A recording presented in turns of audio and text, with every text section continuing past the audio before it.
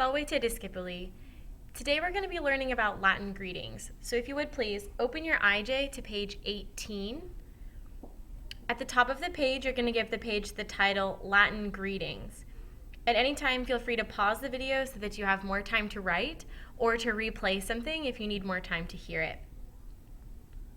Okay, so on page 18, you're going to make your page look exactly like the screen in front of you. So everything that's on my paper goes on your paper. All right, so we're going to be talking about Latin greetings today. The first one we already all know, which is salve. So go ahead and write that down. Salve means hello. Think about what it would be if it were hello to more than one person. If we made that word plural, think about what that would be. That would be salvete. So you say salve or salvete. Now, after you say hello to someone, it's typical to ask how they're doing. So that's what we're going to talk about next. In order to say how are you doing, you say quid agis. Quid agis. And sometimes when I say hello to you all in class, I might say quid agis hodie. Hodie means hello. How are you today? How are you doing today? Hodie is the today part. So quid agis, how are you?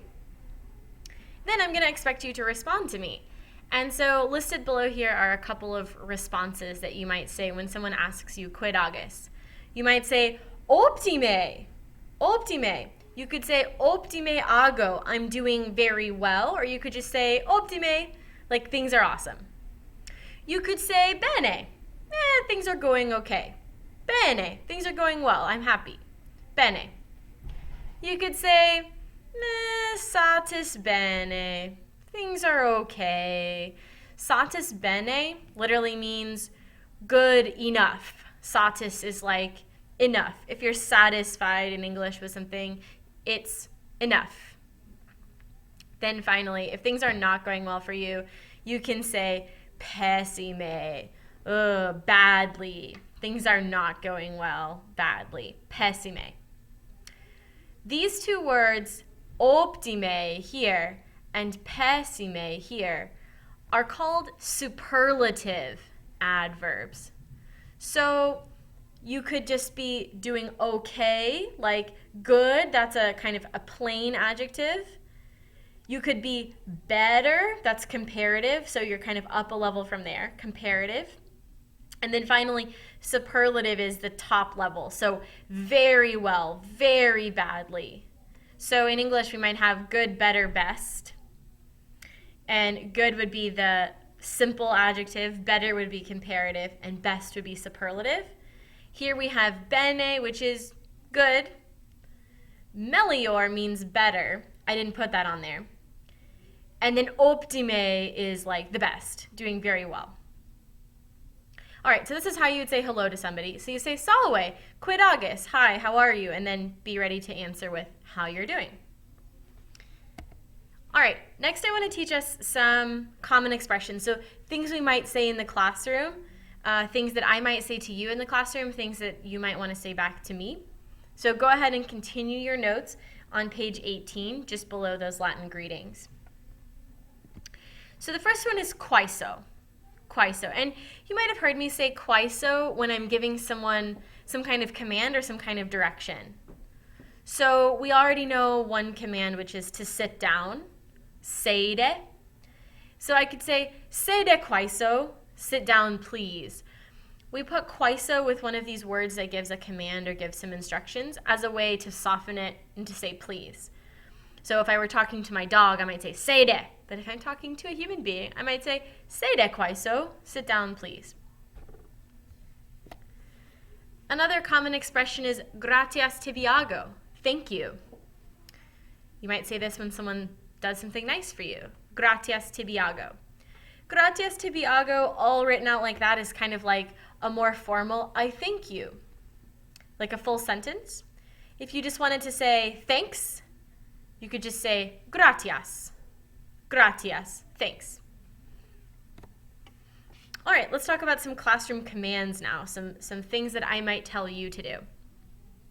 These words that are commands are called grammatically imperatives. Imperative. If something is imperative, it is something that has to be done, something that's really important. So imperatives are words that give commands. And our first one is take. Take. Shh. take. Take means be quiet. In English, we get the word tacit, T-A-C-I-T. We get tacit from this verb take or takete. So if I were talking to one person, I would say take. If I was speaking to multiple people, if I wanted to make that word plural, I would say takete. Notice the pattern that's common between all of our imperatives, like salve becomes salvete, wale becomes walete, and take becomes takete. So as a general rule, when you make an imperative plural, what do you add? You add a te to the end. Okay, our next one has to do with listening. So audi, listen, or hear, if you want it to be singular. If you want it to be plural, you say audite. And remember, if you wanted to make it polite, where you're talking to people, you might say audite quaiso. Listen, please. Or, hey, you, audi quaiso. You, listen, please.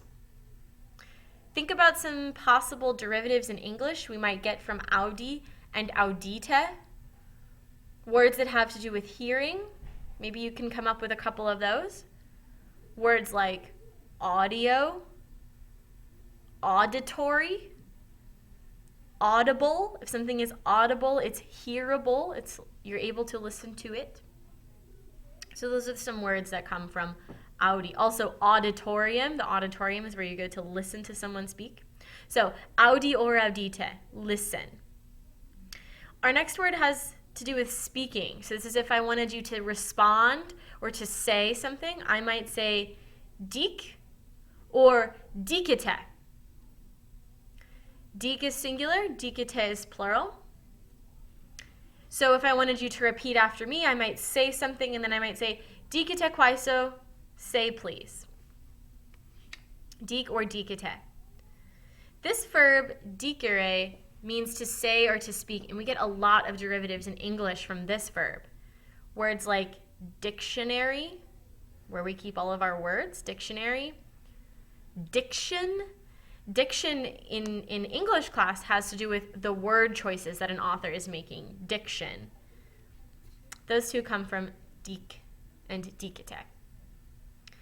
All right, now if I wanted you to respond to something in Latin, I would say responde latine. Responde latine. Respond in Latin.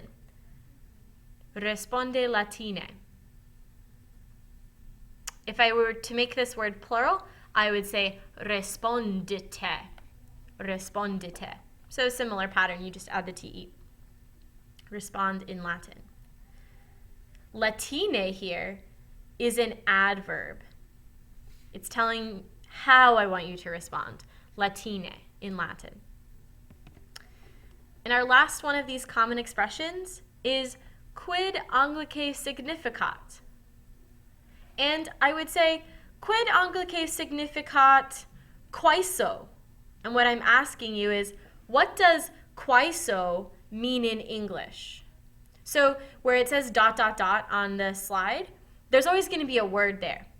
Quid anglice significat canis means, what does canis mean in English? Answer there, dog. So quid anglice significat magistra. Quid anglice significat feles. Quid anglice significat mater. So I would be asking you what all those words mean in English.